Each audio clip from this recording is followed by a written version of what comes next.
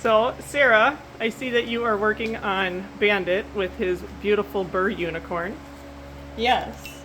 Um, I'm using coconut oil to make the burrs more slippery so they slide out a little bit better. It also keeps them when the next time I comb them out, they don't stick nearly as bad as this. It also helps to condition their hair too. Do you use like a lot? I usually like scoop out a little bit and just kind of keep it in my hand and it starts to melt a little bit. And I just kind of hold it in there. And as I'm like picking through it, and then I'll like rub my fingers. And it kind of coats my whole hands, but makes it a little bit easier to pull them out. And then he doesn't get so irritated by it either. And does that help with like future burrs? Yeah, so when he has burrs in the next time, they'll might stick up in there, but since it's so conditioned, when I go to comb it out, they'll just slide right through. They won't mat together like this since the hair won't be as dry. It makes them also easier to just pull them apart too. Did he fall asleep? Most of the time he does fall asleep. He like that I'm holding his hair above the burr, and then I'll use the tip of the comb and I'll slowly find here, I just pulled it out, like I'll pick through. Oh, he has a pony tie in there, that'll make it harder too. Let's go back a little farther. I'll like pick loose strands out. Here, we'll see if he turns his head this way. I'll move over and he can come this way. Yeah. So like right here, there's not a pony tie. So then I will sit and I will pull all the other hair off until it leaves with just a little bit of burr. And then the burr itself will just come off. So I can just pick out little pieces until it gets smaller, like separating all of these little hairs.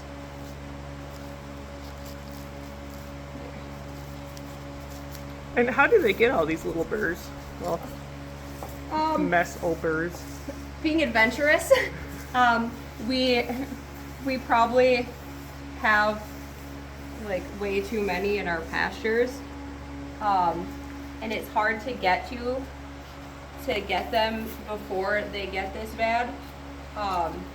And in the fall, everything that's tall where they're at starts to die off, so then they start going into places that they weren't in before.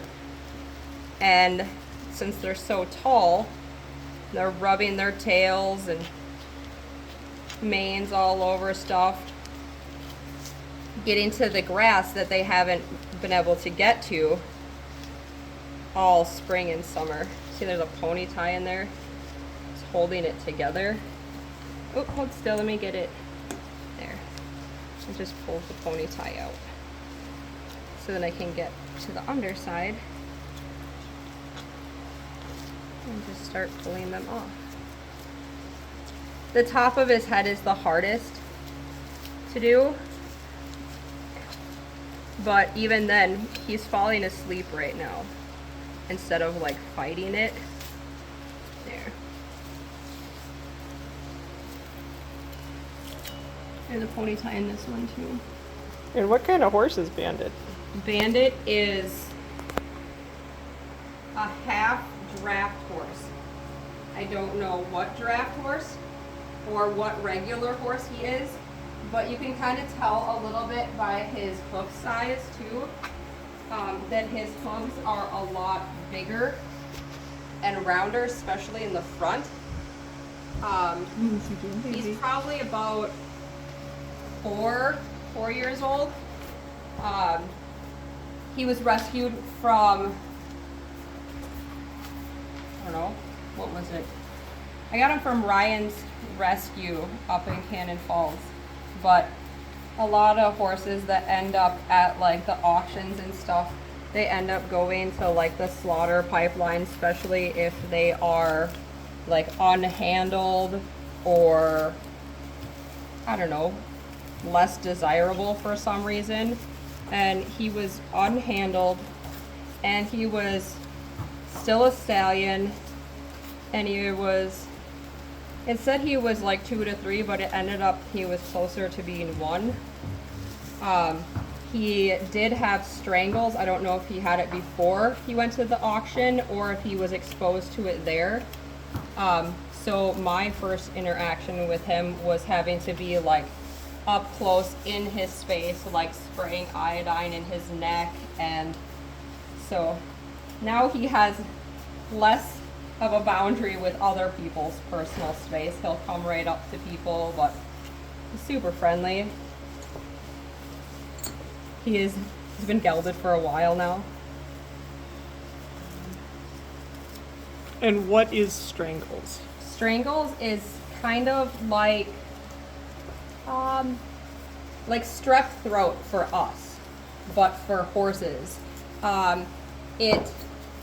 They get like cysts inside their neck and in their throat down here, and instead of it like going inside, it'll make a cyst and it'll burst to the outside, and then he'll have a hole in his neck and it'll leak all this like gross stuff.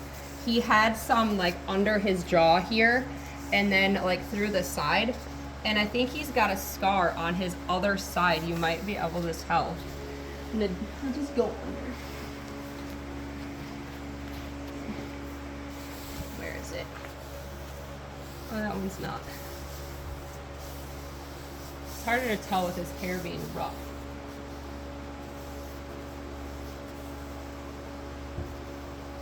It's like right here. You can like feel that there's like a little, it like dents in just a little right there. But he also had a puncture wound to his back leg. The same one right here that has the crack in his hoof that I've been working on since we got him. He had a puncture that went straight through this back part of his foot right here, like behind the bone and back where the tendons are. There's a harder spot right there. You can see it. No, it's okay. Interesting. Yeah. But I also found something to do with his crack. They make this thing for horses that have laminitis. It is called a hoof cinch, and they also make them for horse cracked hooves. I've been trying to get it to heal. It's now finally coming down away from the top. It's about here now, and I try to keep the pressure off of this spot so it doesn't keep cracking up. But what it does, it's like a hose clamp. But like a half one, so it'll screw in to this side and screw into here, and then you'll tighten it and it'll hold it together as it grows, and it has these like support brackets, and as it grows down, when you trim it, you'll just move that bottom one up. So it's just one hose clamp with these little support ones. But finally, it's not like we've been putting like hoof stuff on there, but the top of it's right about there, in the top of his hoof. We got like a couple inches now finally that it's not continuing to crack. Nice. Yeah. And how long have you had Bandit? I would say, how old is Ruben? I would say close to 4 years.